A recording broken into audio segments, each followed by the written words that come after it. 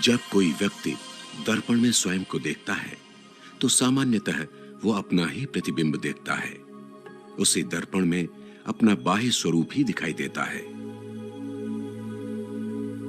वास्तव में हम जीवन पर्यंत जो कुछ देखते हैं, आवश्यक नहीं कि वो संपूर्ण सत्य ही हो।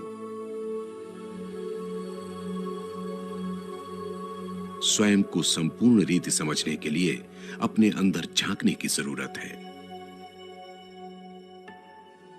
विश्व की समस्त धर्मसत्ताओं का यह मानना है कि मनुष्य का निर्माण दो चीजों से मिलकर हुआ है, प्रकृति और पुरुष। प्रकृति को तो इन आंखों से देखा जा सकता है, परंतु पुरुष अर्थात आत्मा एक अदृश्य सत्ता है, जिसे न तो स्थूल नेत्रों द्वारा देखा जा सकता है और न ही किसी के पास इसका संपूर्ण और यथार्थ ज्ञान ही है।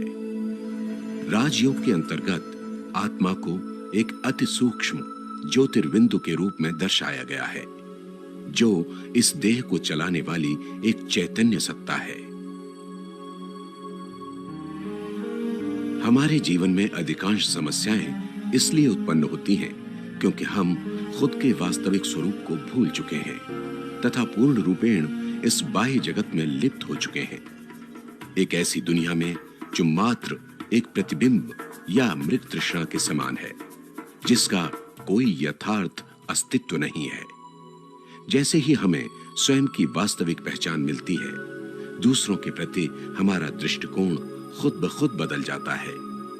आत्मा की पहचान मिलते ही हम सर्व प्रकार की हदों से ऊपर उठकर जाति, भाषा, देश इत्यादि के संकुचित दायरे से बाहर निकल आते हैं। देह के धर्मों पर आधारित स्वयं को हिंदू, मुसलमान, सिख व ईसाई इत्यादि न समझ आत्मा के नाते भाई भाई या वसुधैव कुटुंबकम का भाव मन में जागृत हो जाता है। राजयोग के माध्यम से इन बातों का व्यवहारिक रूप से अनुभव किया जा सकता है तथा जीवन में एक अभूतपूर्व परिवर्तन लाया जा सकता है। यदि एक बार आत्मा की शक्ति और सुंदरता की यथार्थ पहचान हमें हो जाए तो हमारे सभी गुण, कलाएं, विशेषताएं जागृत हो जाएंगी। इसके माध्यम से सुख, शांति, प्रेम, आनंद और समृद्धि की सहज ही अनुभूति की जा सकती है। ये सब आपका इंतजार कर रहे हैं। हर मानव के ये मूलभूत गुण हैं। अतः हर दिन अनेकों बार अपने आप को ये स्मृति दिलाएं कि मैं एक शांत स्वरूप आत्मा हूं।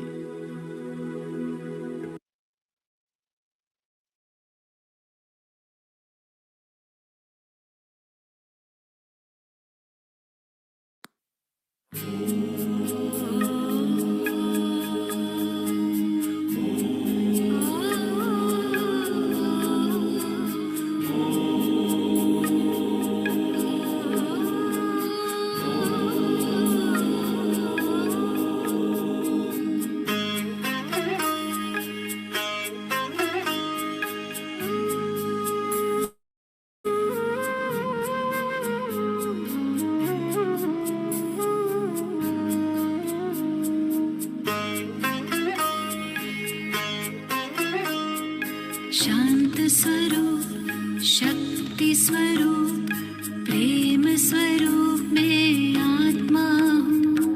पवित्र स्वरूप, सुख स्वरूप, आनंद रूप मैं आत्मा हूँ, आत्मा हूँ। निराकार की मैं पहचान, बिंदु स्वरूप मैं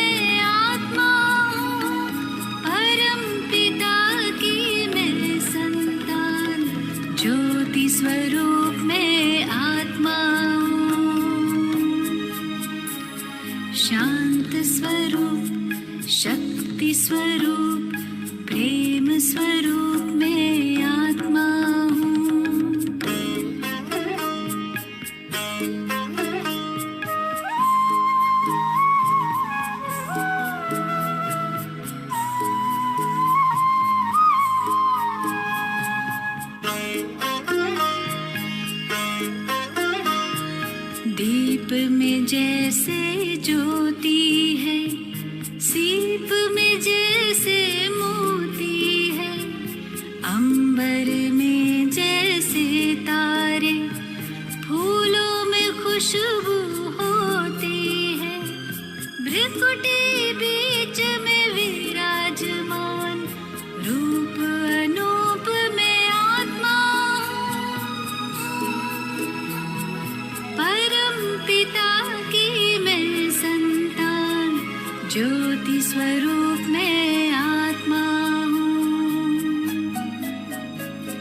शांत स्वरूप शक्ति स्वरूप प्रेम स्वरूप मैं आत्मा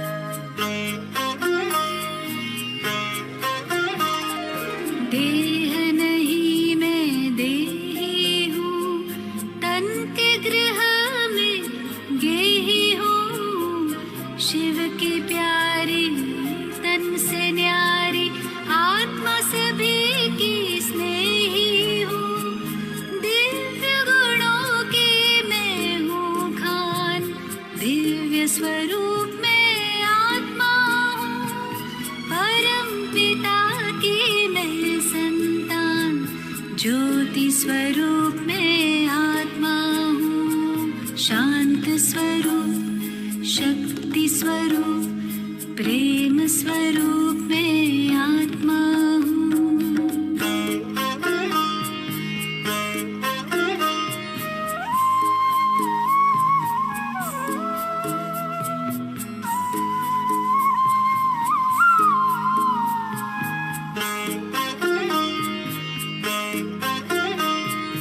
ब्रह्म से मैं अवतार लिए देह का मैं आधार लिए सृष्टि मंच पर अभिनय करती मैंने जन्म कई बार लिए साथी मेरा सर्वशक्तिमान ज्ञान स्वरूप में आत्मा परम पिता की मैं संतान ज्योति स्वरूप में आत्मा शांत स्वरूप शक्ति स्वरूप प्रेम स्वरूप में आत्मा पवित्र स्वरूप सुख स्वरूप आनंद रूप में आत्मा आत्मा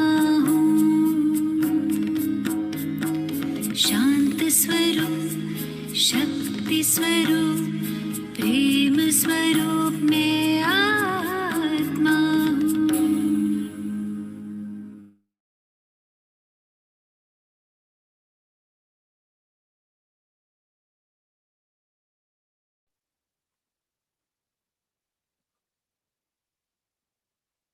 ओम शांति।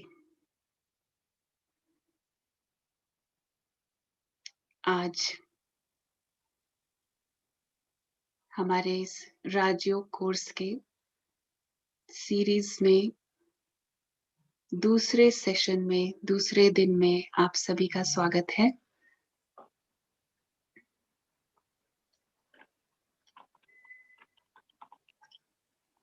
कल हमने बात की राजयोग हम क्यों करना चाहते हैं। हमने बात की कि इससे हमें हमारे लाइफ के बहुत सारे सवालों के जवाब मिलेंगे और उसमें एक बहुत सबसे इम्पोर्टेंट जो सवाल है जो सभी के मन में या यूं कहें कि सदियों से मनुष्य के मन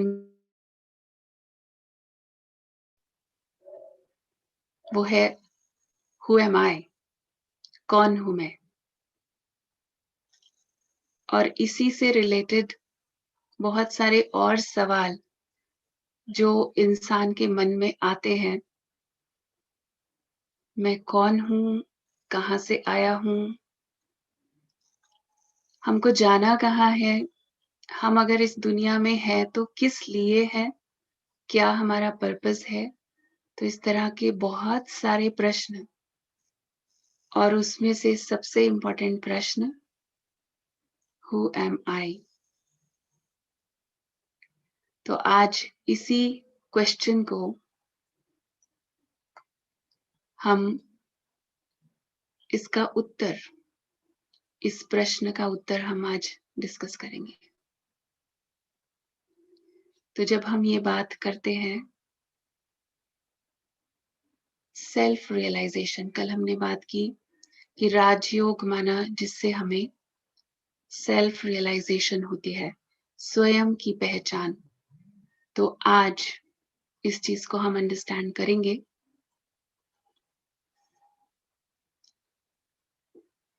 अगर वैसे तो सवाल बहुत सहज सा लगता है, बहुत इजी सा लगता है। अगर पूछा जाए आप कौन है,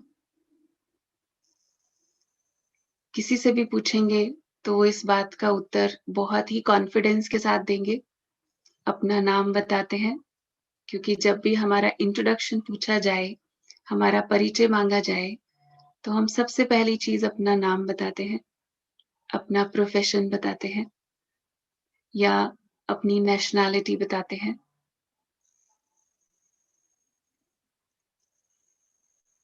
लेकिन अब क्वेश्चन ये है कि मेरी वास्तविक पहचान क्या है?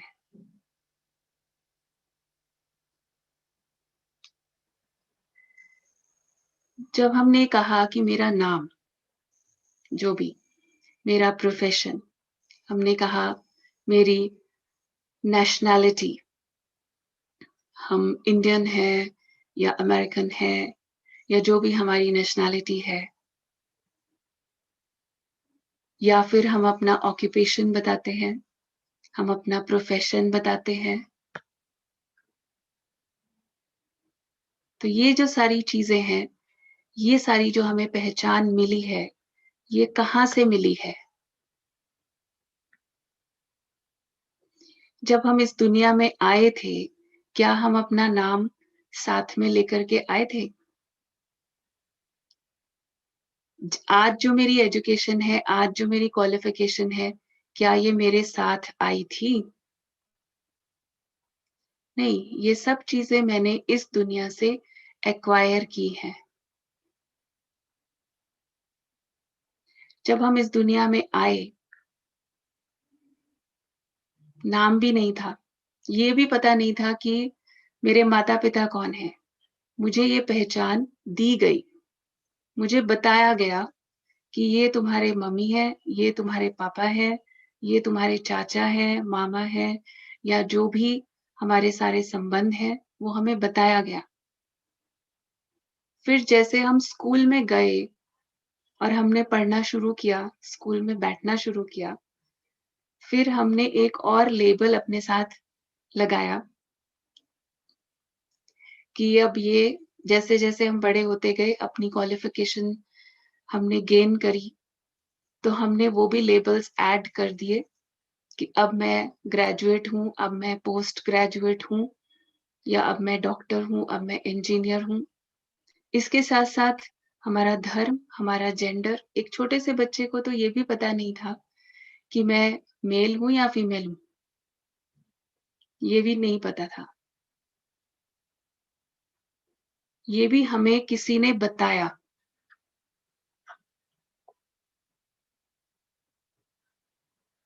हमें बताया गया जब, तब हमें पता चला। तो इन चीज़ों को आज हम अंडरस्टैंड करेंगे कि जब हमारे पास ये भी पहचान नहीं थी, तो हम क्या थे? उससे पहले हम क्या थे? और अगर आज ये सारे लेबल्स जो मुझे इस दुनिया ने दिए, वो सारे लेबल्स उतार दिए जाएँ, फिर मैं क्या हूँ? तो मेरा असली अस्तित्व, मेरी असली पहचान क्या है? तो इस चीज़ को अभी हम अंडरस्टैंड करेंगे।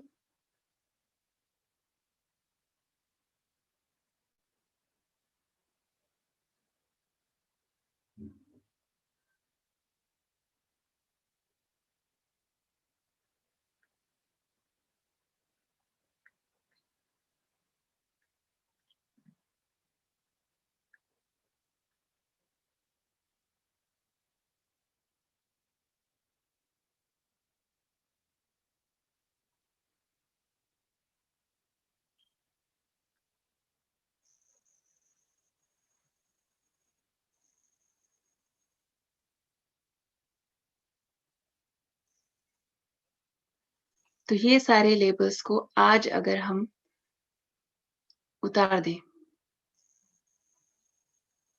तो मेरी वास्तविकता, मेरी असली पहचान क्या है? अब ये सबसे बड़ा सवाल है, और अगर इस सवाल का उत्तर आज हमें मिल जाता है, तो बात बहुत सारी जीवन की ऐसी समस्याएं हैं जिसका हल प्राप्त हो सकता है। क्योंकि आप देख रहे हैं यहाँ, आज तक जब हम अपने आप को आईने में देखते हैं, तो हम क्या देखते हैं? ये 5 तत्वों से बना हुआ शरीर।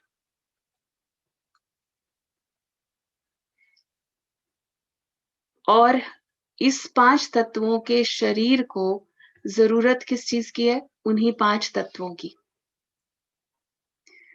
आज इस शरीर को जीवित रखने के लिए हमको क्या चाहिए? ये किस चीज़ से बना है? जिन 5 तत्वों से बना है, उन्हीं 5 तत्वों से इस शरीर की सैटिस्फैक्शन होती है। हमें जल, वायु, अग्नि, पृथ्वी, आकाश, ये 5 तत्वों से बना है। हम इसको उसी से बना हुआ भोजन, हवा, पानी जब प्रदान करते हैं, तो इसकी सैटिस्फैक्शन होती है। आज अगर हमें प्यास लगती है, अभी फिजिकल नीड्स की बात करें अगर हमें प्यास लगती है, क्यों लगती है?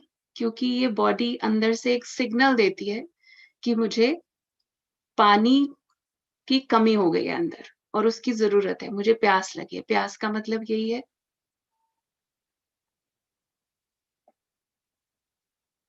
और जैसे ही हम उसको पानी देते हैं, वो रिक्वायरमेंट पूरी होती है और हम सैटिस्फाई होते हैं। जो नीड थी, जो ज़रूरत थी, तो ये है शरीर की आवश्यकता। भूख लगी है, तो हमें भोजन चाहिए। अगर मुझे प्यास लगी है, उस वक़्त मुझे कोई भोजन दे, तो मुझे अच्छा नहीं लगता है।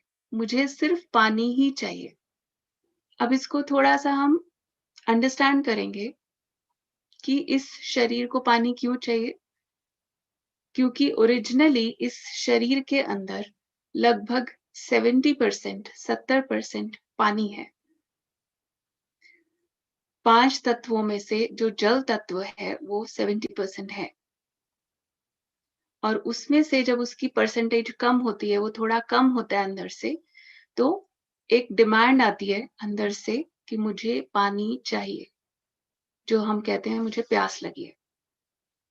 तो इसका मतलब ओरिजिनली, क्योंकि मूल स्वरूप से पानी पार्ट ऑफ बॉडी है, तो वो थोड़ा भी कम होगा तो उसकी आवश्यकता महसूस होती है। इसी प्रकार से आत्मा जो है, वो किन चीजों से बनी है, उस चीज को भी हम अंडरस्टैंड करेंगे। क्योंकि शरीर को जो चाहिए हम उसको देने के बाद भी अगर हम सैटिस्फैक्शन, अंदर की एक संतुष्टि महसूस नहीं कर रहे हैं, इसका मतलब अंदर की आत्मा की जो डिमांड है वो कुछ और है।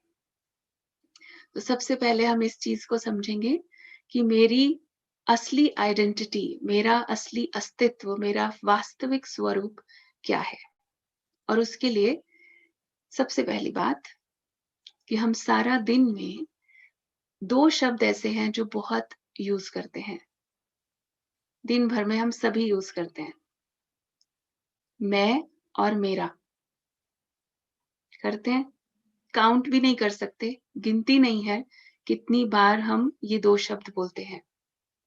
अब मैं आपसे एक बात पूछती हूँ, मैं और मेरा जब हमने ये 2 शब्द बोले, तो ये दोनों एक ही हैं या अलग-अलग हैं?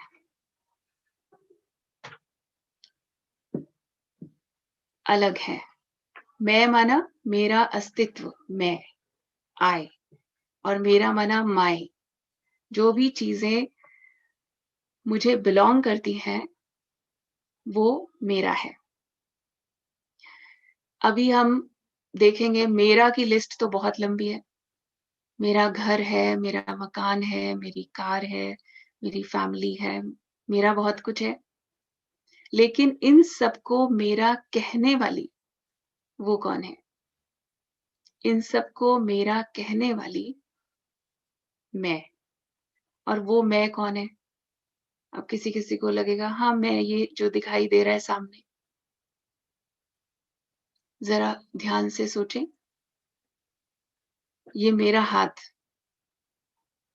ये मेरा सर, मेरी आंखें, मेरे हाथ, मेरे पाँव, मेरा मुख।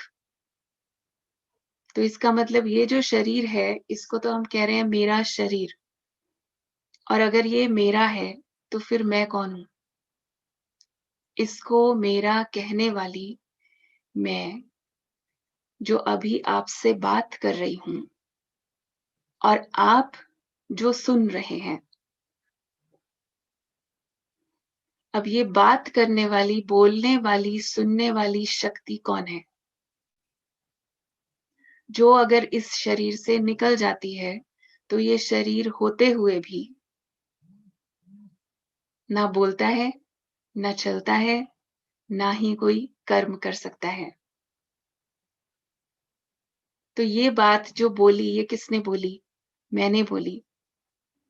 मैं बोल रही हूँ। और अभी-अभी हम देखते हैं एक इंसान चलता-फिरता, बोलता, सारे संबंध निभाता, अपने कर्म व्यवहार में आता, लेकिन अचानक समझो कुछ भी हादसा हुआ, कुछ एक्सीडेंट हुआ और चल बसा। हम कहते हैं फलाना चला गया। शरीर तो वहीं पड़ा है। थोड़ी देर पहले कह रहा था, कोई कह रहा था ये मेरे पिताजी हैं, कोई कह रहा था ये मेरा भाई है। अलग-अलग संबंध थे। और अब क्या कहते हैं? बॉडी है। ये बॉडी को लेकर जाना है। अभी वो सिर्फ बॉडी रह गई, सिर्फ शरीर रह गया। तो संबंध किसके साथ था? और वो कौन था जो इसमें बैठ कर के बोल रहा था? वो है आत्मा। आत्मा कहें, स्पिरिट कहें, रूह कहें या प्राण कहें, अलग-अलग नाम उसे दिए गए हैं, लेकिन वो चेतन शक्ति जो आज बोल रही है और सुन रही है, वो है आत्मा। तो इसका मतलब अब मैं जब आपसे बात कर रही हूँ, तो मैं कौन हूँ? मैं किसने बोला? आत्मा ने बोला ना। तो मेरी असली पहचान, मेरा वास्तविक स्वरूप क्या है? मैं चेतन शक्ति आत्मा हूँ।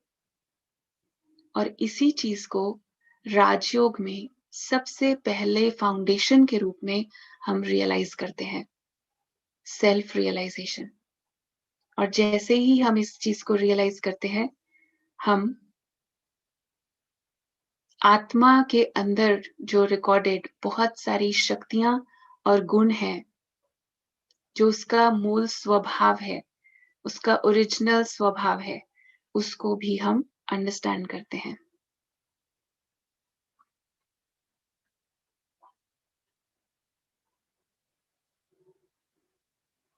तो अभी जरा देखेंगे कि आत्मा और शरीर का संबंध कैसा है। इसे हम अभी अंडरस्टैंड करते हैं।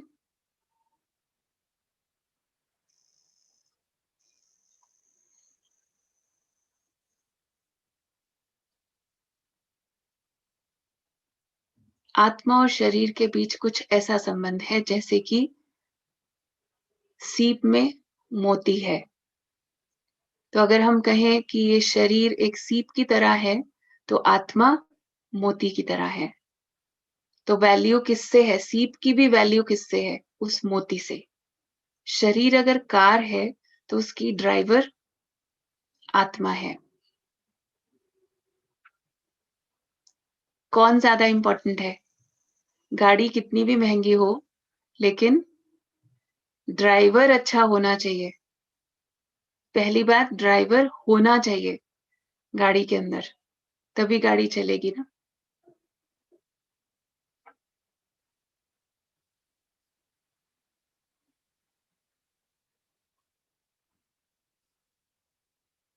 तो इस तरह से हम इस चीज को समझते हैं। अभी जरा गौर से देखिए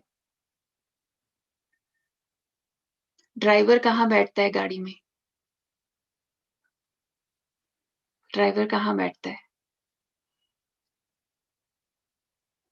फ्रंट सीट पे बैठेगा या पीछे बैठेगा? पीछे बैठ के तो नहीं चला सकता है, फ्रंट सीट पे बैठेगा। तो मैं आत्मा इस शरीर के अंदर कहाँ निवास करती हूँ? आत्मा की पोजीशन, उसकी सीट इस शरीर के अंदर कहाँ है? कहाँ होनी चाहिए? वैसे तो इसके लिए भी अलग-अलग मान्यताएं हैं। कुछ लोग कहते हैं आत्मा दिल में रहती है। कुछ लोग ये भी कहते हैं कि पाँव के अंगूठे में रहती है। लेकिन सोचने की बात है थोड़ा-सा लॉजिकली कि ड्राइवर कहाँ बैठे जहाँ से वो पूरी गाड़ी को कंट्रोल कर पाए। तो ऑफ कोर्स मस्तिष्क, ब्रेन जो है वो पूरे बॉडी को कंट्रोल कर रहा है। तो आत्मा को कहाँ होना चाहिए? जहाँ सारा कंट्रोलिंग पैनल है, जहाँ पर सारे टूल्स हैं जहाँ से कंट्रोल किया जा सके। तो मस्तिष्क जो ब्रेन है, वो ब्रेन का भी हाइपोथैलेमस सेक्शन जहाँ पर आत्मा का निवास है, जहाँ बैठ करके आत्मा, अगर हम ये कहें कि brain is like a computer, अब वो कंप्यूटर है और उसमें बैठ करके उसकी प्रोग्रामिंग करने वाली, उसको भी डायरेक्शंस देने वाली प्रोग्रामर आत्मा है। तो वास्तव में आत्मा जैसे कि मालिक है और ये शरीर, हम ये कह सकते हैं अगर ये कंप्यूटर है तो उसकी प्रोग्रामर आत्मा है। तो सबसे पहली बात हमने ये रियलाइज करी, लेकिन इस चीज को बहुत प्रैक्टिकली हम प्रैक्टिस करेंगे अपने जीवन के अंदर, तब इसका बेनिफिट होगा। हमने समझ लिया, आज तक भी सुना था, खास करके भारत में तो हम इस बात को अक्सर सुनते हैं, हम शब्दों के रूप में हम जानते हैं, हमें थोड़ा सा परिचय जरूर है कि आत्मा कोई शक्ति होती है, चेतन शक्ति होती है जो इस शरीर को चलाती है। लेकिन आज एक चीज जो हम रियलाइज कर रहे हैं वो ये है कि मैं आत्मा हूं। अभी मैं 2 स्टेटमेंट्स बोलूंगी, आप नंबर 1 या नंबर 2 लिख करके आंसर देंगे उसका।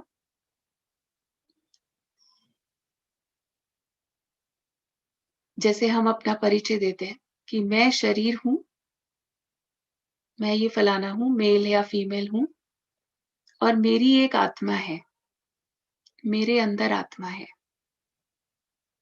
या फिर मैं आत्मा हूं और मेरा ये शरीर है, सेकंड नंबर। क्या राइट है?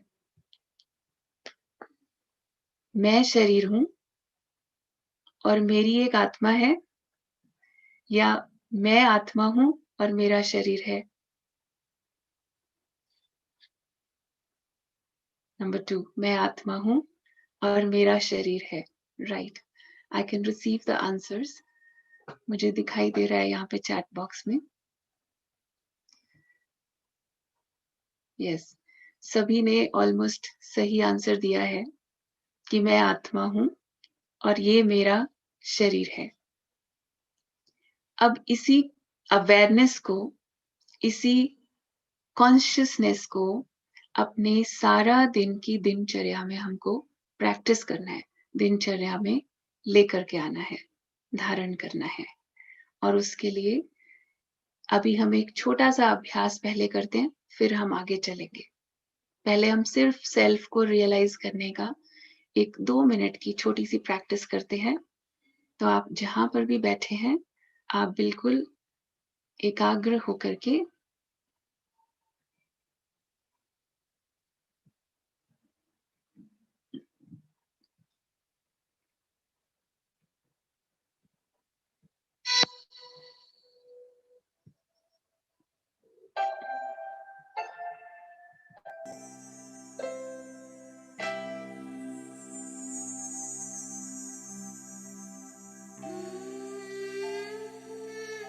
अपने आप से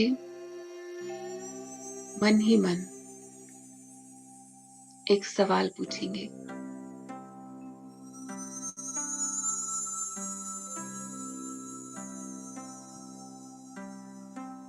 कौन हूं मैं?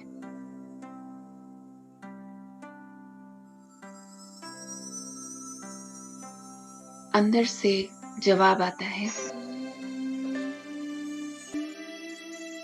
मैं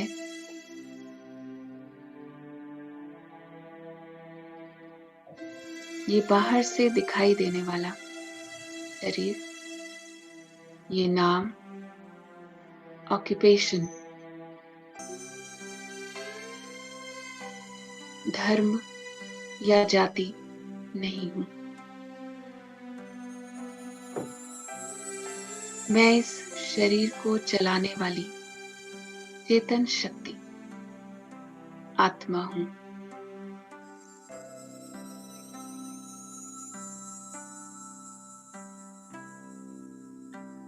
मन की आंखों से देख लें, मस्तक के बीच चमकता दिव्य सितारा।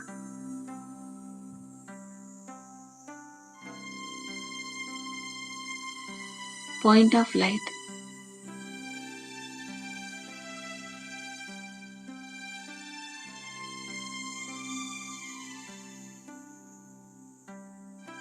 यही मेरा वास्तविक स्वरूप है।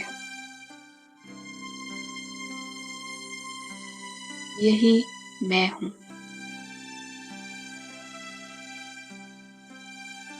मैं इस शरीर में हूं, लेकिन ये शरीर मैं नहीं। ये सिर्फ मेरा एक वस्त्र है।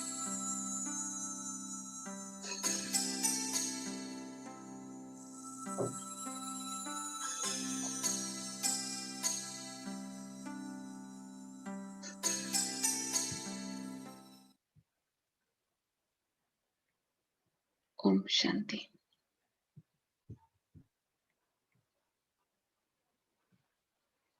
बहुत शॉर्ट में हमने एक कॉन्शियसनेस शिफ्ट, जो हमारी दृष्टि परिवर्तन का एक प्रोसेस शुरू किया,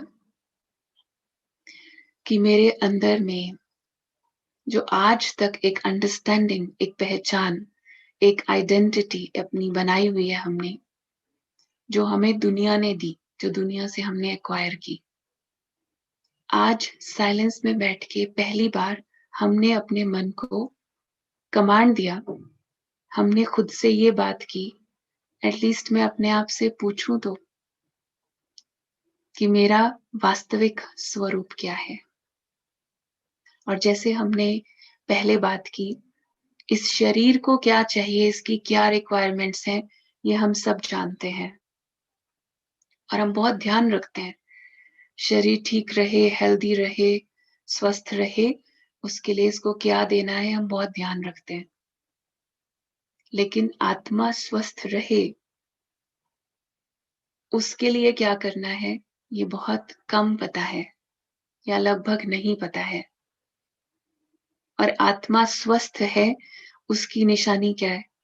वो खुश है, आनंद में है, सुख में है, ये उसकी निशानी है।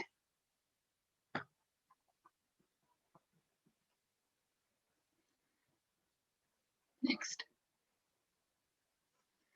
सो क्या हम सारा दिन सुखी रहते हैं? क्या हम सारा दिन खुशी में रहते हैं? उसके लिए आत्मा की पूरी अंडरस्टैंडिंग होना बहुत जरूरी है, कि मेरा वास्तविक स्वरूप, मैंने ये तो समझ लिया कि मैं आत्मा हूं, ये तो अंडरस्टैंड कर लिया, लेकिन आत्मा के ओरिजिनल, आज शरीर के धर्म हमको पता है, लेकिन आत्मा का ओरिजिनल धर्म क्या है और उसके अविनाशी गुण कौन से हैं, तो उस चीज को आज हम देखेंगे। जैसे हमने कहा शरीर 5 तत्वों से बना है, आत्मा किन चीजों से बनी है? तो उसके 7 विशेष गुण हैं, जो बेसिक गुण है आत्मा के। हम ये कह सकते हैं कि यही उसका मूल स्वरूप है। सुख, शांति, प्रेम, आनंद, पवित्रता, ज्ञान और शक्ति। मैं फिर से रिपीट करती हूँ, जो नोट कर रहे हैं वो नोट कर सकते हैं। सुख, शांति, प्रेम, आनंद, पवित्रता, ज्ञान और शक्ति। अब जरा हम इस पर चिंतन करें अगर, कि मुझे वास्तव में इस जीवन से क्या चाहिए।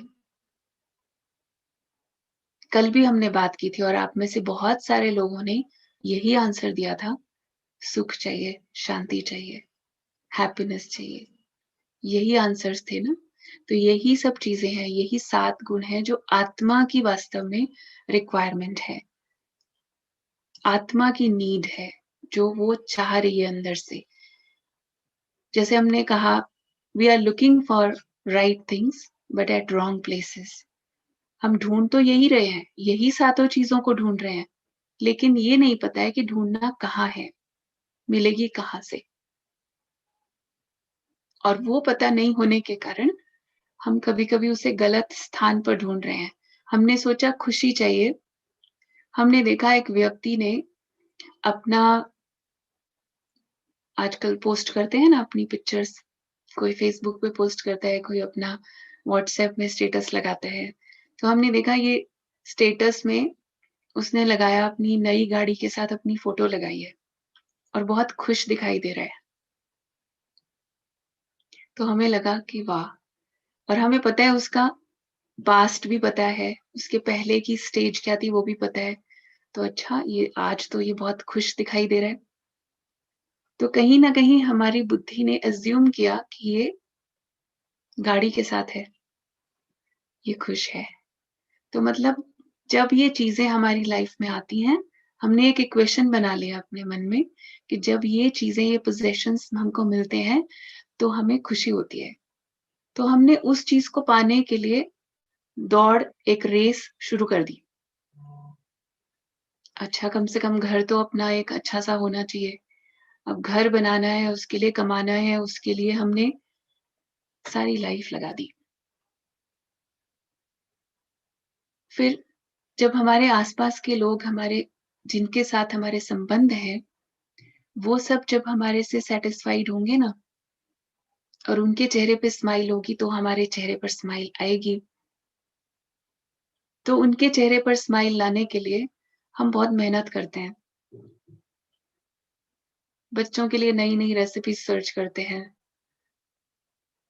हम कुछ ना कुछ और नया करते रहते हैं घर में कि इससे ये खुश होंगे, घर के जो मेंबर्स हैं वो खुश होंगे।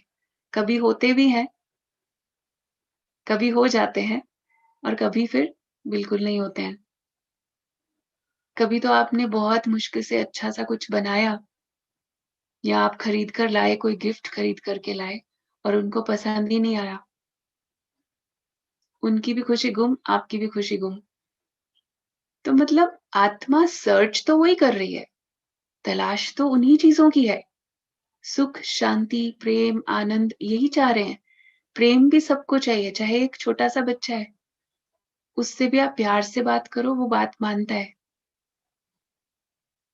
आज एक टीनेजर है, उसको आप डाँट करके इंस्ट्रक्शन देते हो, नहीं सुनता है। ऑर्डर करते हो, नहीं सुनता है। प्यार से कहते हो, वो कहता है कि प्यार से बोलो, करूँगा। चाहे फिर कोई बुजुर्ग है या कोई भी है, कोई भी इंसान है या फिर पशु-पक्षी है, प्रेम हर एक को चाहिए। बेसिक नीड है हमारी। क्यों? ये आत्मा की रिक्वायरमेंट है। और क्यों है ये आत्मा की रिक्वायरमेंट? आज हम दुखी होते हैं, अशांत होते हैं, हम ढूँढते हैं। हम ढूँढते हैं कोई ऐसा स्थान बता दे, जहाँ पे मुझे शांति मिल जाए। हम सर्च करते हैं और फिर कोई कहाँ भी बताता है, हम वहाँ जाते हैं कि ट्राई तो करें। किसी ने कहा कि एक हिल स्टेशन है, वहाँ पे ना बहुत अच्छा, बहुत पीसफुल है, बहुत शांति मिलती है। तो उस व्यक्ति ने कहा ठीक है, मैं प्लान करता हूँ, क्योंकि रोज की जिंदगी में इतने शोर से और इतने जो रोज की समस्याएं हैं उससे बहुत तंग आ गए हैं, कोई ऐसी जगह पे जाएं जहाँ शांति हो। चला गया, प्लान बनाया, छुट्टी ली, चला गया और वहां जाकर के टूरिस्ट गाइड के साथ गया। जाकर के देखा वहां तो बहुत सारे लोग हैं। तो उसको पूछा कि मैंने तो सुना था कि यहाँ पर बहुत शांति होती है, कोई नहीं होता। तो वो गाइड कहता है कि ये सब भी यहाँ शांति ढूंढने ही आए हुए हैं। ये सब भी अपनी लाइफ से दुखी होकर के एकांत ढूंढने आए हैं। तो हम ढूंढ तो वही चीज रहे हैं। क्या ढूंढ रहे हैं? जो आत्मा की ओरिजिनलिटी थी, अभी कम हो गई है। बैटरी फुल थी, अभी डिस्चार्ज हो गई है।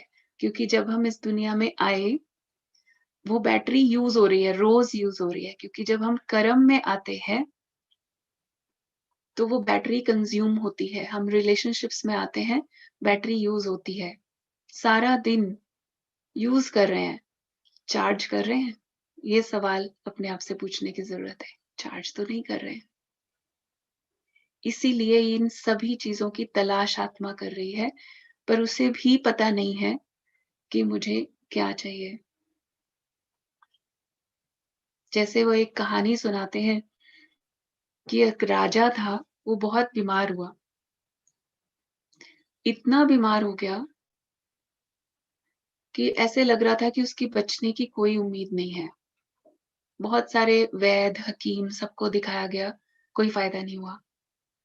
फिर पता चला कि एक वैद्य है जो दूसरे दूर किसी राज्य में है, उसको वहां से बुलाया जाए, वो बहुत अच्छा है।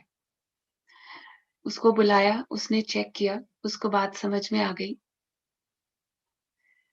उसने कहा कि ये राजा को एक ऐसी बीमारी है जो सिर्फ उसका एक ही इलाज है कि इसे एक ऐसे व्यक्ति का कोट पहनाया जाए जिसके पास सुख भी है और शांति भी है। तो जो उसके आसपास सब खड़े थे, सबने कहा, जो भी राज दरबार के मुख्य थे, कि कुछ भी करके हम राजा के लिए, ये तो कौन सी बड़ी बात है, कितने भी हमको पैसे खर्च करने पड़े हम अरेंज करेंगे। तो गए, ढूंढने निकल पड़े पूरे राज्य में, और राज्य बहुत ही संपन्न राज्य। किसी एक घर का दरवाजा खटखटाया, उनसे पूछा कि आप सुखी हैं? सोचकर कहते हैं वो कि हाँ, सुखी तो हैं, ठीक है, सब ठीक ही है। तो आपके पास शांति भी होगी? शांति नहीं है। फिर देखा दूसरा, एक घर बहुत अच्छा नजर आ रहा है, बहुत बड़ा घर है, दिखाई देता है, काफी फैसिलिटीज हैं। दरवाजा खड़खड़ाया, फिर से पूछा, सुख शांति है? पता नहीं, अभी अभी घर में लड़ाई हुई होगी, तो बोले कि सुख शांति कहाँ, इस दुनिया में तो चैन है ही नहीं। सारा दिन ढूंढा, कोई नहीं मिला ऐसा जो ये कहे कि सुख भी है और शांति भी है। थक कर, निराश होकर वापस आने लगे। बिल्कुल अंधेरा हो गया है, अभी उम्मीद भी खत्म हो रही है।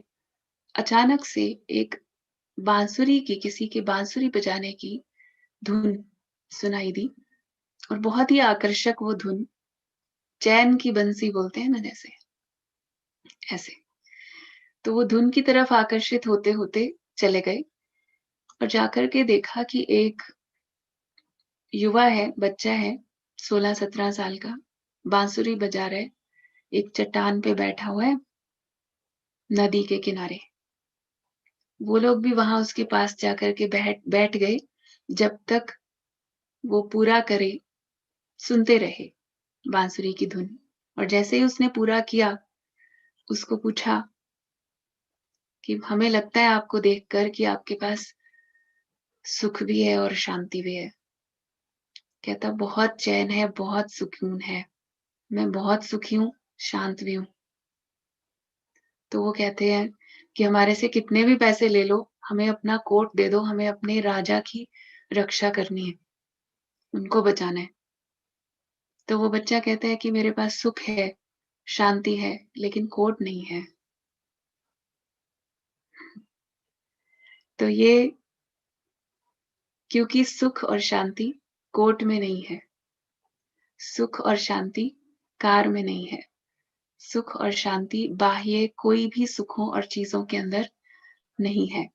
ये बात हमें अंडरस्टैंड करने की बहुत ही जरूरत है, क्योंकि जब हम इस बात को समझेंगे तब ही हमारी अंदर की यात्रा शुरू होगी, क्योंकि हमारे अंदर ही आत्मा के ओरिजिनल गुण, ओरिजिनल क्वालिटीज, ये सब आत्मा का पोटेंशियल है। लेकिन अंदर अंधेरा बहुत है ना, बाहर रोशनी दिखाई देती है तो बाहर ढूंढना शुरू कर देते हैं। मगर आज फर्स्ट लेसन जो हम आज समझ रहे हैं, उसमें सबसे मुख्य बात यही है कि हम अपने इस असली अस्तित्व को अंडरस्टैंड करें।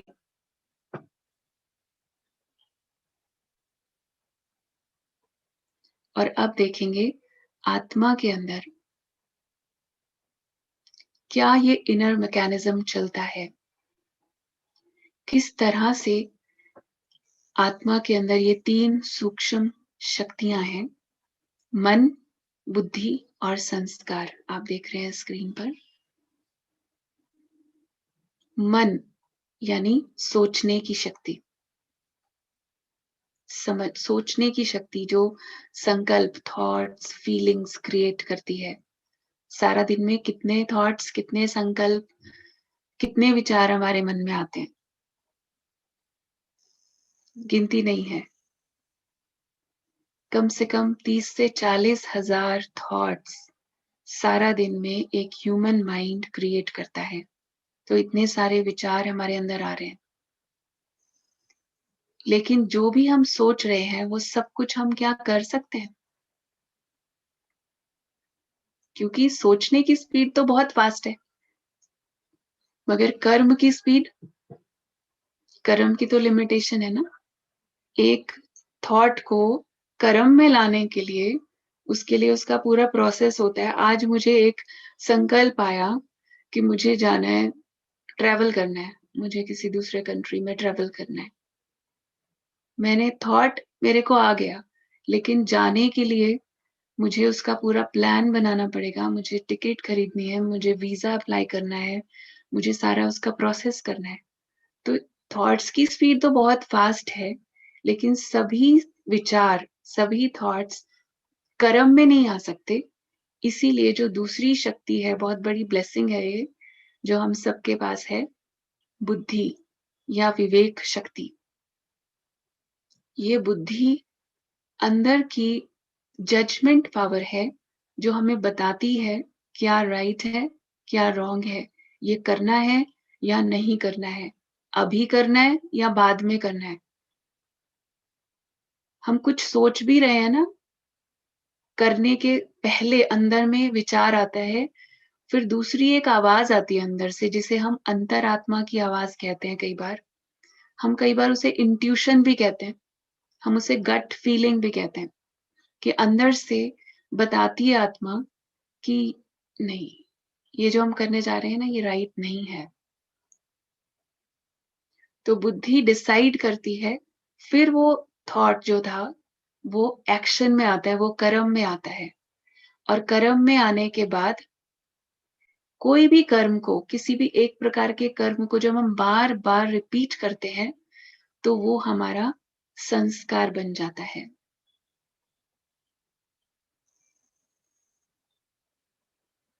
और जो भी हमारे अभी संस्कार आज हम देख रहे हैं, ये हमारे बार बार किए हुए कर्मों के रेपिटेशन का रिजल्ट है। एक बच्चा है, घर में उसको बहुत अच्छे संस्कार मिले, क्योंकि घर से भी संस्कार मिलते हैं, क्योंकि आत्मा अविनाशी है, पूर्व जन्म के संस्कार भी आत्मा साथ में लेकर के आती है, क्योंकि आत्मा के अंदर रिकॉर्डिंग हो रही है। देखेंगे घर में उसको पेरेंट्स बहुत अच्छे हैं, बहुत अच्छे पॉजिटिव विचार, अच्छा वाइब्रेशन, घर के अंदर वातावरण बहुत अच्छा, शुद्ध शाकाहारी, सब कुछ बहुत अच्छा। अब ये बच्चा 16-17 साल की एज तक अपने परिवार में रहता है, अपने माता-पिता के साथ रहता है और वो सारे संस्कार, वो सारी आदतें धारण करता है। 17 साल की उम्र में वो पढ़ने के लिए या किसी भी कारण से दूसरी जगह जाता है, दूसरे किसी शहर में या किसी दूसरे देश में, आगे की पढ़ाई करने के लिए, अपनी जॉब के लिए। अब वहाँ जाकर के उसको अब देखना है कि वहाँ कैसा संग मिलता है और किस तरह से संस्कारों के ऊपर अब ये पूरा जो साइकिल अंदर चल रहा है, मन, बुद्धि और संस्कार, ये किस तरह से वर्क करता है। अब इस बात को समझेंगे। अब वो बच्चा गया अपने कॉलेज में, उसको कोई भी बुरी आदत नहीं है, लेकिन उसके आस-पास वो देख रहा है मेजॉरिटी मेजॉरिटी लोग ऐसे हैं, स्मोकिंग भी कर रहे हैं, ड्रिंकिंग भी कर रहे हैं, कोई ना कोई ऐसी चीज़ें सामने दिखाई दे रही हैं, लेकिन वो फिर भी नहीं करता है, क्योंकि उसको अपनी फैमिली से बहुत अच्छे संस्कार मिले हुए हैं। फिर एक दिन उसके फ्रेंड्स उसको पकड़ के बोलते हैं, ज़बरदस्ती उसको पुश करते हैं कि थोड़ा-सा ले लो, कोई फ़र्क नहीं पड़ता। नहीं, वो मना करता है नहीं, क्योंकि उसके अंदर से आवाज़ क्या आ रही है, बुद्धि उसको बता रही है, नहीं, गलत है। फिर एक दिन बहुत ही ज़्यादा उसके ऊपर प्रेशर डाला, उसने थोड़ा-सा लिया। कैसे लिया? क्योंकि फ्रेंड्स नाराज़ हो जाएँगे, बुरा मान जाएँगे, सब उसका मज़ाक उड़ा रहे हैं। ये सारी चीज़ों ने उसके बुद्धि के ऊपर प्रेशर डाला और बुद्धि ने एक तरह से मन ने, क्योंकि कैसे अंदर डायलॉग कैसे चलता है मन और बुद्धि का? मन कहता है, "चलो एक बार कर लो, क्या फ़र्क पड़ता है?" पर बुद्धि बताती है, "नहीं, रॉन्ग है, गलत है।" फिर से मन कहता है, "एक बार से थोड़ी कोई आदत बढ़ जाती है।" बुद्धि फिर कहती है, "नहीं, एक बार भी नहीं।" बार-बार ये डायलॉग चलता है और मन के ऊपर, क्योंकि मन के ऊपर बाहर का प्रभाव है, वातावरण का प्रभाव है। अब मन बुद्धि के ऊपर प्रेशर डाल रहा है और फिर कभी-कभी उसमें मन जीत जाता है और वो बुद्धि को भी मनवा लेता है, कन्विंस कर देता है कि चलो एक बार कर लो। और जब वो उसने एक बार किया, तो मतलब बुद्धि ने एक गलत डिसीजन दिया, गलत फैसला दिया। जो थॉट कर्म में नहीं आना चाहिए था, वो भी आ गया। तो अब क्या होगा? अगली बार जब सेम परिस्थिति आएगी और फिर से उसके सामने ऐसी सिचुएशन आएगी जब उसे कोई कहेगा कि एक बार और, लास्ट टाइम भी तो लिया था, क्या फ़र्क पड़ा? कुछ भी नहीं, तुम ठीक हो, वैसे के वैसे ही हो। तो अब बुद्धि क्या उतना स्ट्रॉन्ग रहेगी सेकंड टाइम, जितना वो फर्स्ट टाइम थी? नहीं, क्योंकि वो धीरे-धीरे जितनी बार वो गलत फैसला देगी, उतनी बुद्धि कमज़ोर होती जाएगी। और जो संकल्प, जो विचार कर्म में नहीं आने चाहिए थे, उसको भी हम कर लेते हैं अगर, तो वो संस्कार हमारे बनते जाते हैं। और यही इस बच्चे के साथ हुआ। 1 बार, 2 बार, 4 बार, फिर धीरे-धीरे करते-करते आदत, अब थोड़ी आदत थोड़ी पड़ी।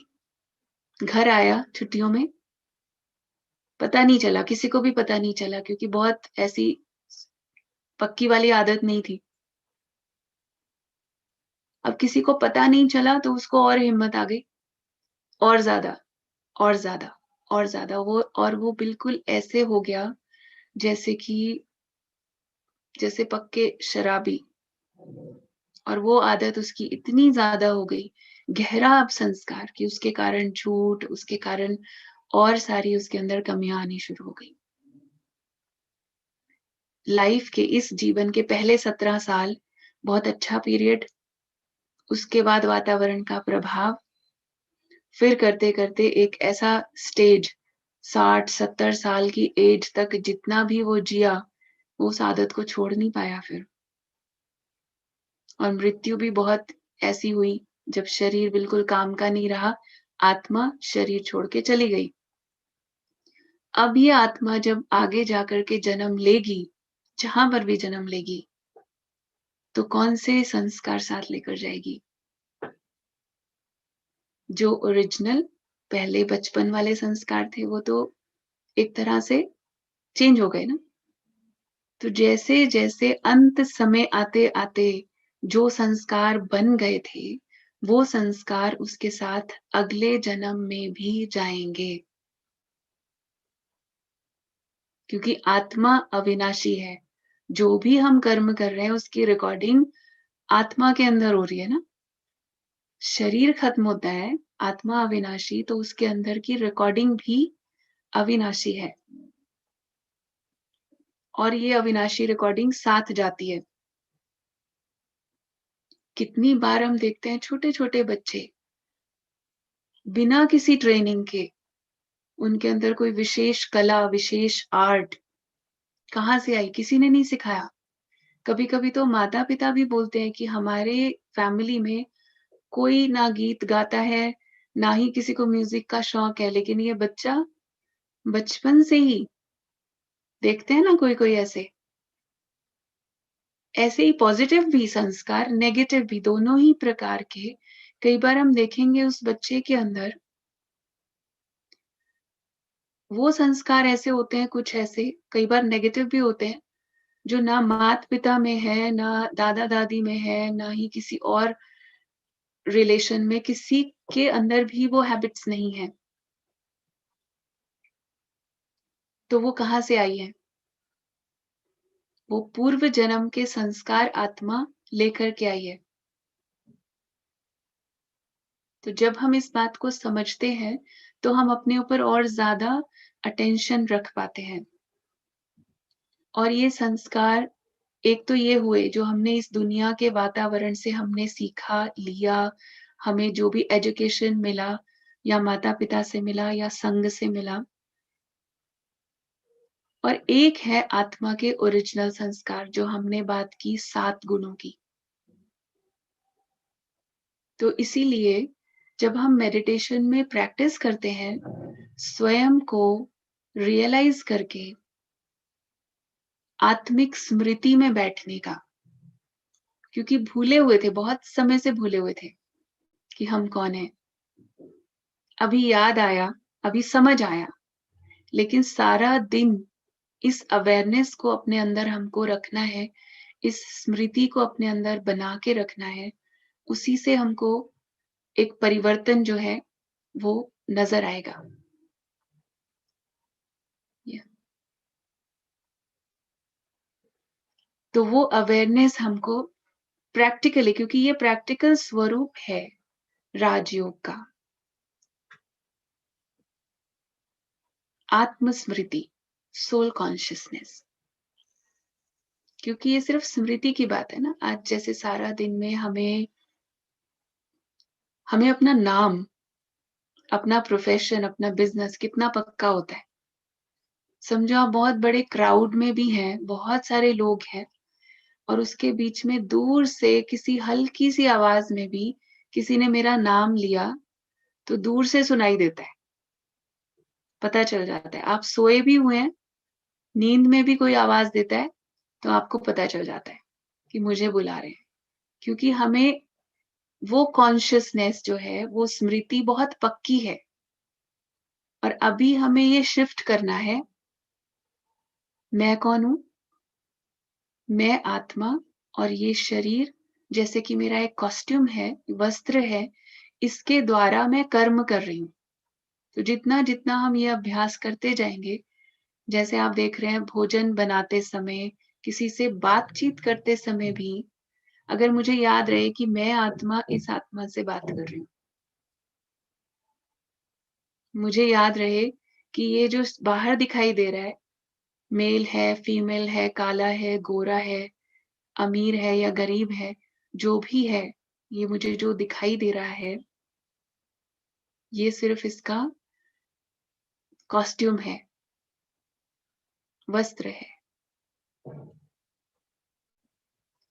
यदि हम इस तरह से देखें, आज एक आप समझो, आप जहां पर भी बैठे हैं, आपके रूम में एक खिड़की है।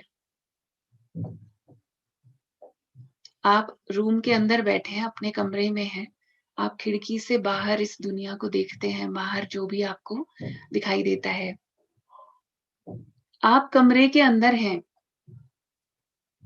लेकिन आप कमरे से अलग हैं। आप खिड़की से देख रहे हैं बाहर, लेकिन आप खिड़की से अलग हैं।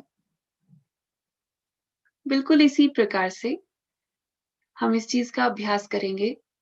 ये शरीर जैसे एक कमरा है, ये घर है, इसके अंदर ये 2 आंखें, ये खिड़कियां हैं, और आत्मा यहाँ मैं इस सीट पर, अपनी सीट पर बैठी हूँ, और इन खिड़कियों से मैं आपको देख रही हूँ।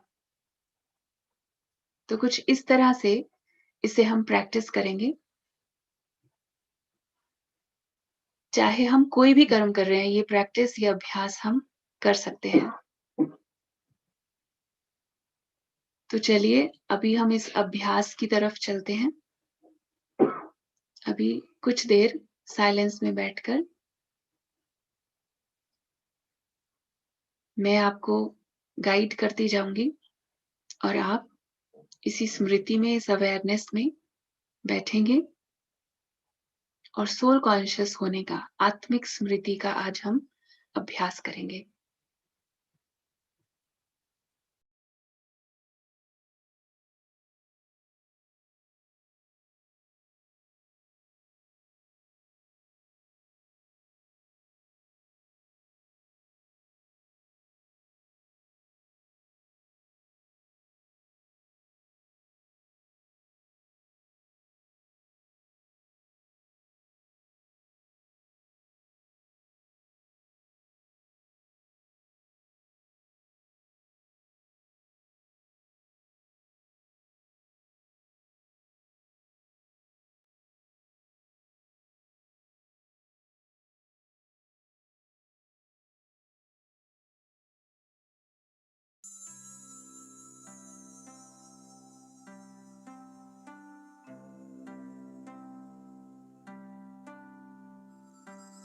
पाल लें। ओम शांति।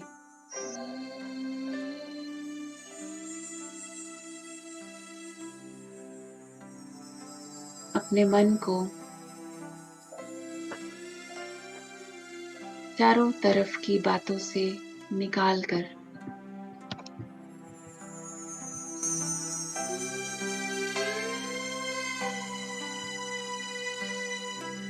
अपने पास आ जाए।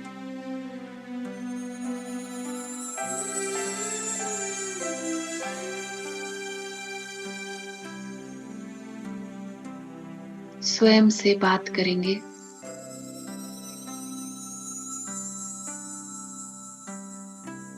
अंदर की यात्रा पर चलेंगे।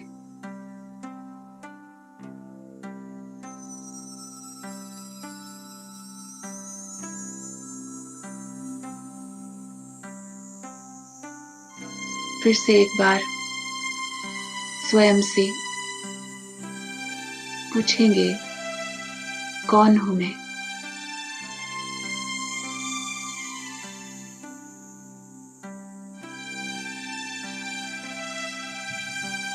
अंदर से जवाब आता है, मैं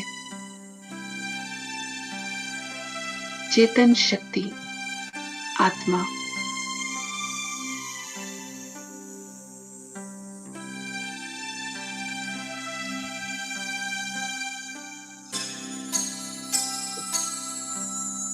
मस्तक के बीच चमकता सितारा, पॉइंट ऑफ लाइट।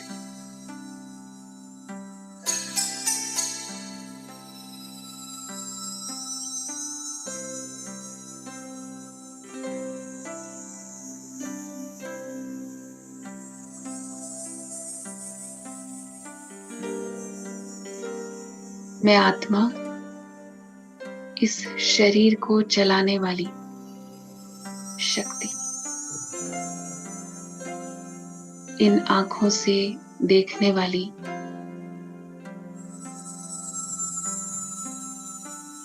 कानों से सुनने वाली, मुख से बोलने वाली,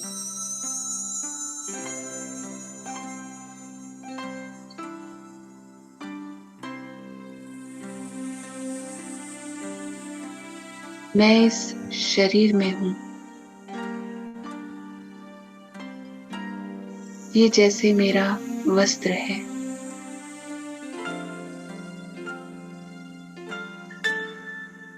आज इस साइलेंस में बहुत गहराई से महसूस करेंगे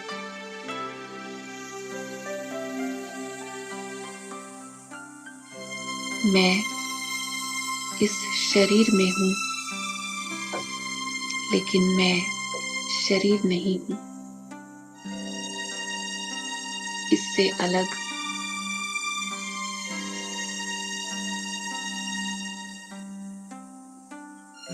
इसको चलाने वाली शक्ति हूं।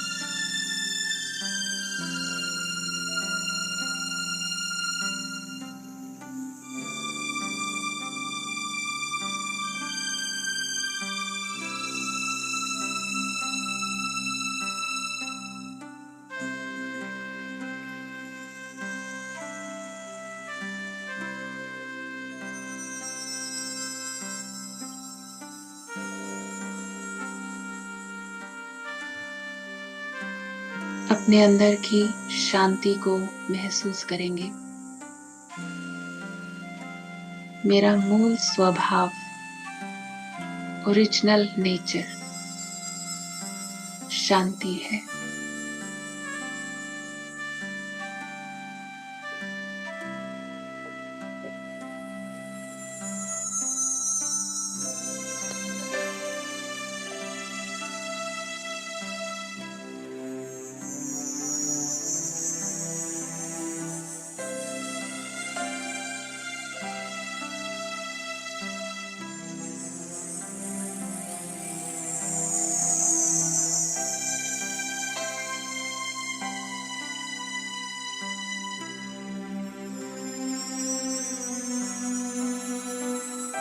ओम शांति।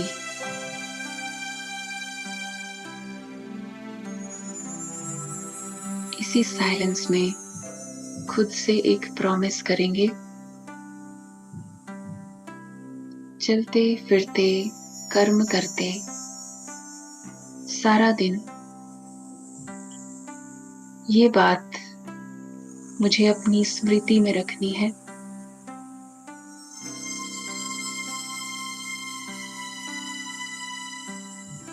मैं आत्मा इस शरीर की कर्मेंद्रियों के द्वारा कर्म कर रही हूं।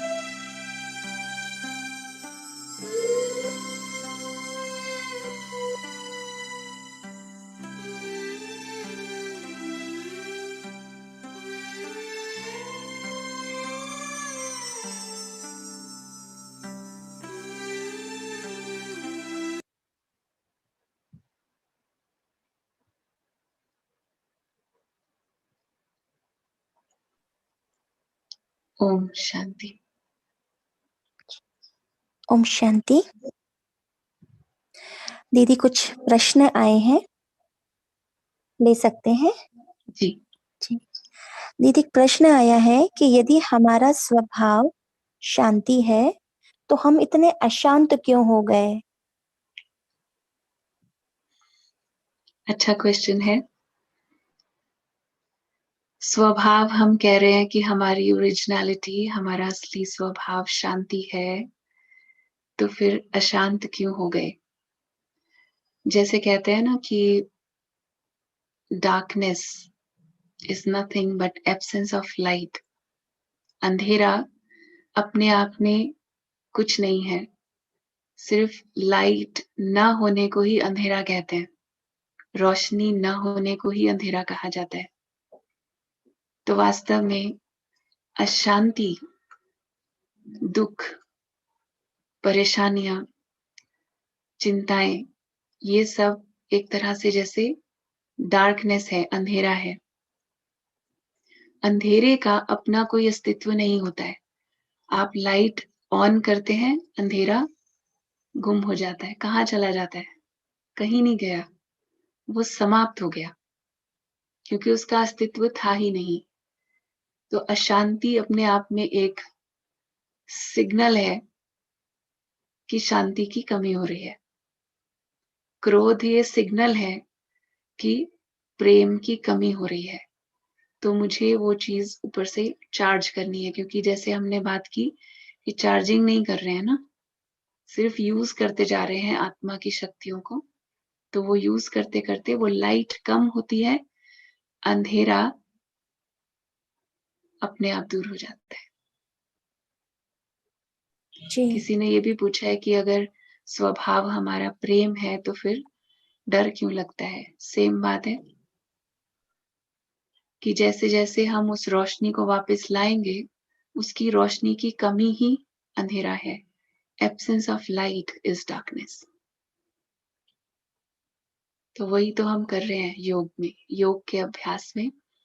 आगे हम और स्टेप बाय स्टेप इसको सीखेंगे, तो आप और ज्यादा क्लैरिटी होती जाएगी। जी। जी दीदी, एक चैट बॉक्स में आया है कि जब आप कमेंट्री करा रहे थे तो मुझे नींद सी फील हो रही थी, स्लीपनेस लग रही थी, तो इसे मैं कैसे दूर करूं? ऐसा बहुत लोगों का अनुभव होता है। जैसे मेडिटेशन का अभ्यास शुरू करते हैं तो शुरू शुरू में, क्योंकि एक बात यह है कि मन शांत होता है, क्योंकि जब हम विचार दे रहे हैं योग के समय, तो हम उसकी स्पीड को, मन की स्पीड को कम कर रहे हैं। सारा दिन जैसे हमने बात की कि हमारे संकल्पों की स्पीड, थॉट्स की स्पीड बहुत फास्ट रहती है, और हम शांत सिर्फ कब होते हैं? जब हम सोने जाते हैं। तो मन को एक अभ्यास हो गया है कि सिर्फ सोते समय शांत होने का, जागृति के समय शांत होने का अभ्यास नहीं है। तो जैसे ही अभी क्या हुआ, योग आपने शुरू किया, मेडिटेशन शुरू किया, मन स्लो डाउन हुआ, शांत हुआ, तो मन को ये लगा सोने का टाइम हो गया, क्योंकि आज तक कई वर्षों से हम सिर्फ तब शांत होते हैं जब हम सोते हैं, तब थोड़ा सा स्पीड कम होती है। तो वो तुरंत मन हमारे बॉडी को सिग्नल देता है, टाइम टू स्लीप, सोने का समय हो गया। लेकिन जितना जितना हम अभ्यास करते जाएंगे, मन को पता चल जाएगा, एक नई जैसे कंडीशनिंग हो जाएगी कि जागृति में भी शांत रहा जा सकता है। खुली आंखों से भी सब चीजों से डिटैच होकर के हम अपने साथ स्लो डाउन करके अपनी स्पीड को, थॉट्स की, शांत हो सकते हैं। तो इसीलिए घबराने की बात नहीं है, अभ्यास की बात है।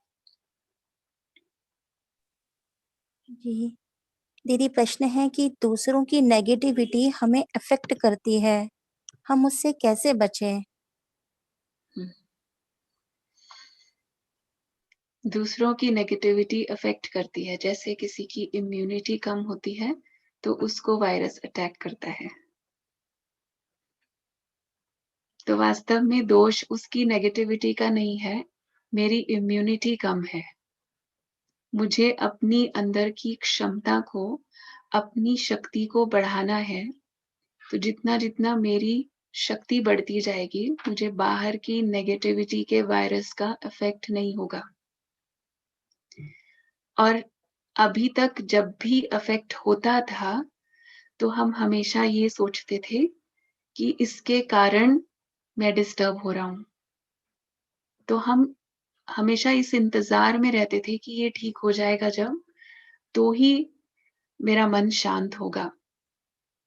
लेकिन आज इस चीज को तो पक्का कर लेंगे कि अपने थॉट्स के लिए, अपनी फीलिंग्स के लिए मैं खुद जिम्मेवार हूं। वो तो नेगेटिव जो है वो है ही है, वो हर एक के साथ नेगेटिव है। लेकिन अगर मेरे ऊपर ज्यादा असर आ रहा है आप देखेंगे कि किसी की नेगेटिविटी का 4 लोगों को सामना करना पड़ रहा है, लेकिन एक के ऊपर असर बहुत ज़्यादा आता है और एक ऐसा है जिसके ऊपर बिल्कुल नहीं आता। तो फिर दोष उसका नहीं है, वो तो जो है सो है, वो उसके लिए ज़िम्मेवार है। लेकिन मेरी फीलिंग के लिए, मेरी डिस्टर्बेंस के लिए मुझे ये चेक करना है कि मेरे अंदर जो वीकनेस आ गई है, उसको मुझे भरना है, उसे इम्प्रूव करना है और वो हम करेंगे, ये होगा, अभ्यास जैसे-जैसे करेंगे। जी। दीदी प्रश्न है कि मैं 1 वर्ष से डिप्रेशन की दवाई खा रहा हूँ। डिप्रेशन को कैसे खत्म करूँ? क्या मेडिटेशन से मेरा डिप्रेशन चला जाएगा? अच्छा है आपने ये क्वेश्चन पूछा और हो सकता है ये किसी और के भी ऐसी सिचुएशन हो क्योंकि आज डिप्रेशन के केसेस बहुत बढ़ रहे हैं। डिप्रेशन वास्तव में एक अंदर की डीप सैडनेस है, अंदर की बहुत लंबी और गहरी उदासी है। और फिर क्या होता है कि एक लंबे समय के डिप्रेशन और उदासी के बाद फिजिकली भी अंदर जो केमिकल्स क्रिएट होते हैं, उससे बॉडी पर इफेक्ट भी आता है, जिसके लिए फिर मेडिसिन्स दी जाती हैं। तो हम ये तो सजेस्ट नहीं करेंगे कि आप मेडिसिन छोड़ दीजिए, आप मेडिसिन अपनी कंटिन्यू रखिए अभी। लेकिन जैसे-जैसे आप योग का, राजयोग का, मेडिटेशन का अभ्यास करेंगे और अंदर से आपको उस सोर्स के साथ, परमात्मा के साथ जुड़ करके अनंत एक शांति का, आनंद का अनुभव बढ़ता जाएगा अंदर से। वैसे-वैसे आपको मेडिसिन की ज़रूरत भी कम होती जाएगी। बिल्कुल फ़र्क पड़ता है, लेकिन इसमें दोनों चीज़ें होती हैं, वो आगे चल के आप समझेंगे, ज्ञान और योग। ज्ञान की स्टडी भी ये जो कोर्स पूरा होगा उसके बाद भी रेगुलर स्टडी रहती है। तो आप इसको जितना रेगुलर कंटिन्यूटी से करेंगे, तो रोज़ का एक पॉज़िटिव चिंतन आपको जब मिलेगा और साथ-साथ योग से शक्ति मिलेगी, तो नेचुरली आत्मा अपनी ओरिजिनल स्टेज में वापस जाएगी और जो भी उदासी है, वो कम होती जाएगी। बहुत सारे ऐसे हमारे सामने एग्जाम्पल्स हैं, जिनके बहुत डीप डिप्रेशन, बहुत सीरियस ऐसी इलनेस भी उनकी ठीक हुई हैं। तो इसलिए आप घबराएँ नहीं, सिर्फ़ आप कंटिन्यू करते रहिए। दीदी जैसे आपने बताया कि हम आत्मा हैं, एनर्जी हैं, तो आत्मा तो दिखाई नहीं देती, तो हम उसे कैसे फ़ील करें, कैसे मानें? एक चीज़ जो बहुत बड़ा एक भ्रम आ गया है कि हम जो इन आँखों से देखते हैं, हमें लगता है वही सत्य है और जो इन आँखों से नहीं दिखाई देता, वो बुद्धि ने ये समझना शुरू कर दिया कि वो सच नहीं है और हमने ऐसी-ऐसी कहावतें भी सुनी, सिर्फ़ आँखों देखी माननी चाहिए, सुनी-सुनाई बात पर विश्वास नहीं करना चाहिए। तो हम भी ये कहेंगे कि सुनी-सुनाई पर तो आप विश्वास नहीं करिए, लेकिन अपने अनुभव पर आप विश्वास ज़रूर कर सकते हैं। एक बात और कहना चाहती हूँ, जैसे मैथ्स पढ़ते थे, तो मैथ्स में कोई-कोई प्रॉब्लम्स को सॉल्व करने के लिए हम कुछ अज़्यूम करते हैं, सपोज़ करते हैं। सपोज़ इट टू बी 100 मान लीजिए कि ये 100 है, उसके बाद फिर आप उसका हिसाब निकालते हैं। कुछ तो मानना पड़ता है ना शुरू में। आज अगर आपके अंदर ये क्वेश्चन आ रहा है, आप थोड़ी देर के लिए सिर्फ़ मान लीजिए कि आप आत्मा हैं। फिर आप जैसे-जैसे अभ्यास करेंगे और आपको खुद उसका अनुभव होगा, तो आप इस चीज़ का एक्सपीरियंस और गहरा कर पाएँगे और ये जैसे एक वो आपका एक्सपीरियंस ही प्रूफ बन जाएगा।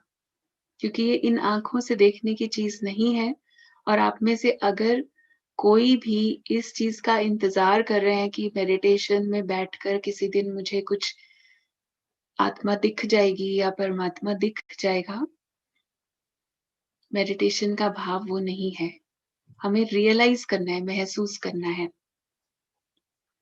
और है तो सत्य ना, जैसे हमने बात की कि एक शरीर में से जब आत्मा निकल जाती है तो वो शरीर किसी काम का नहीं रहता। उसको 4 घंटे रखना भी बॉडी को बहुत मुश्किल लगता है। तो इसका मतलब है तो सही ना, कोई चेतन शक्ति है जो उसको चला रही है, और वो मैं हूँ। इसको महसूस करने के लिए जो आज अभ्यास बताया है, उसको आप करेंगे जितना, उतना ही आपको रियलाइजेशन गहरी होती जाएगी। जी। दीदी प्रश्न आया है कि कोई गलत काम कर रहा है हमारे सामने तो गुस्सा तो आता ही है, और गुस्सा नहीं करेंगे तो उसे कैसे बताएँगे कि वो गलत है? और गुस्सा करना भी एक अशांति का कारण है, तो उस समय क्या करें? वो गलत काम कर रहा है, वो हमें पता चल रहा है। हमारी रेगुलर स्टडी में, जिसको हम मुरली कहते हैं, उसमें एक बहुत अच्छी पॉइंट है जो मुझे हमेशा याद रहती है, कि वो गुस्सा कर रहा है, वो गलत कर रहा है, वो गलत काम कर रहा है, और आप गुस्सा कर रहे हो, आप अच्छा काम कर रहे हो। गलत काम को गलत काम से ठीक कर सकते हैं, गलत को गलत ठीक कर सकता है। आग को पानी से बुझाया जाता है या आग को आग से बुझाया जाता है? बात बहुत सिंपल लॉजिक है।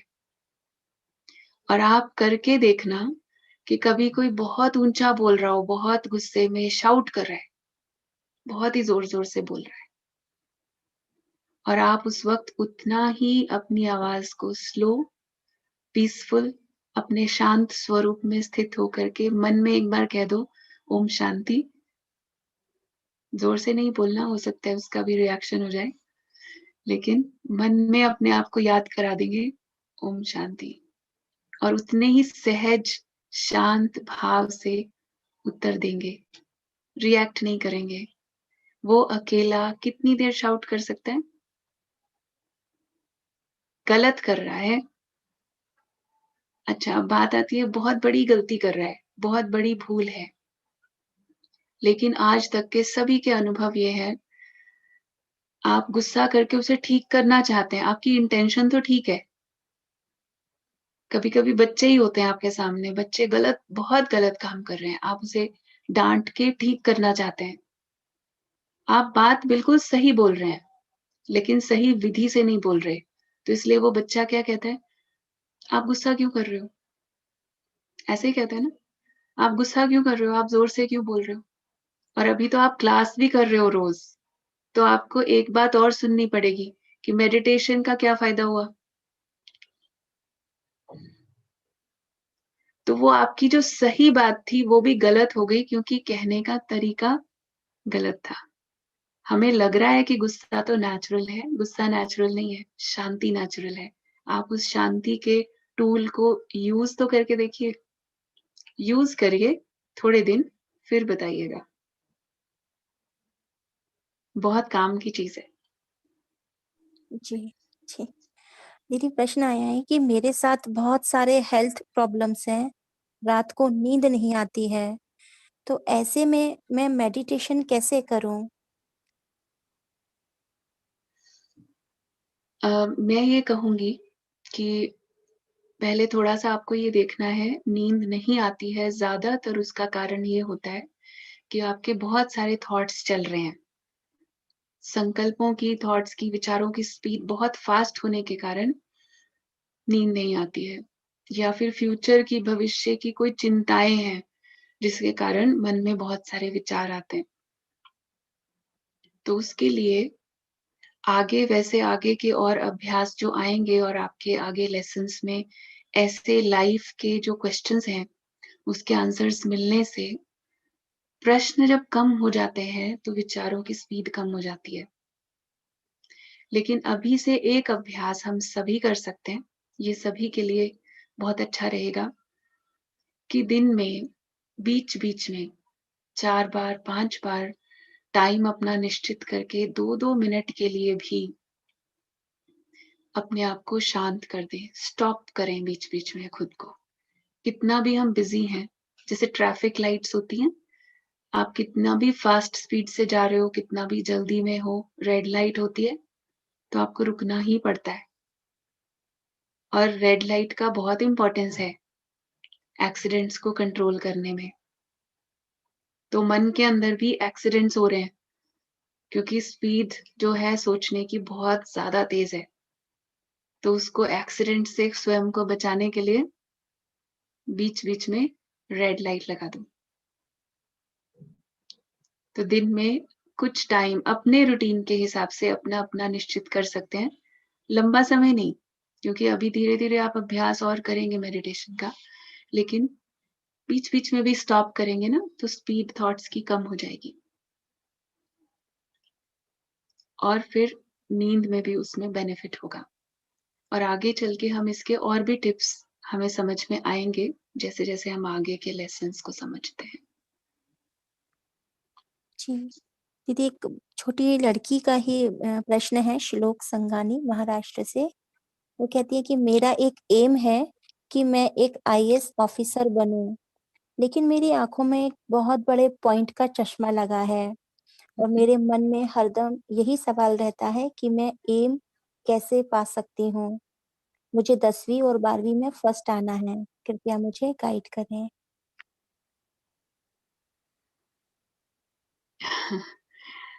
चश्मा लगा है कोई ऐसी बड़ी बात नहीं है, फिर भी चश्मा लगा के भी हम देख पा रहे हैं, पढ़ पा रहे हैं। जैसे हमने कल एक बात कही थी, जो मेरे पास है, पहले मैं उसका शुक्रिया करूँ।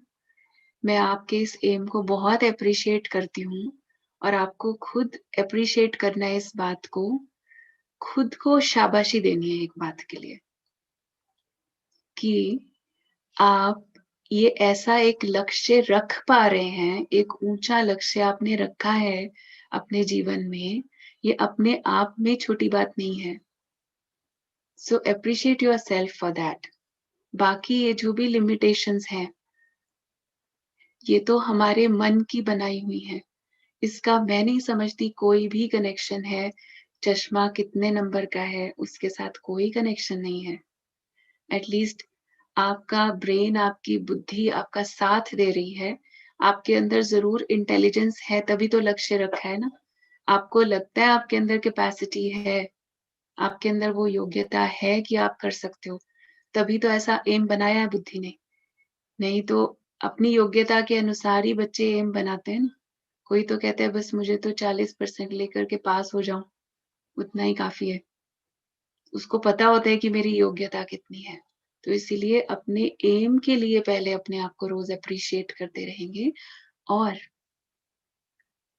ये सारा तो वास्तव में आपकी बुद्धि कितनी शार्प है उसका खेल है और बुद्धि में कोई भी वेस्ट थॉट्स को नहीं आने देंगे। क्योंकि अगर कोई भी वेस्ट थॉट्स इस प्रकार के आते हैं, तो आपकी कंसंट्रेशन और आपकी मेमोरी पावर पे भी उसका इफ़ेक्ट आता है फिर। तो इसीलिए इन सब चीज़ों से अपने आप को अलग करके जस्ट फ़ोकस। जी, थैंक यू दीदी, थैंक यू।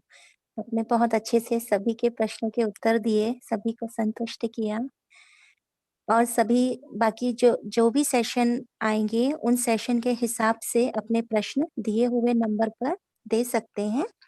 दीदी सभी के प्रश्नों का उत्तर देंगे। दीदी बहुत-बहुत धन्यवाद तहे दिल से। थैंक यू सो मच दीदी। Thank you. Thank you.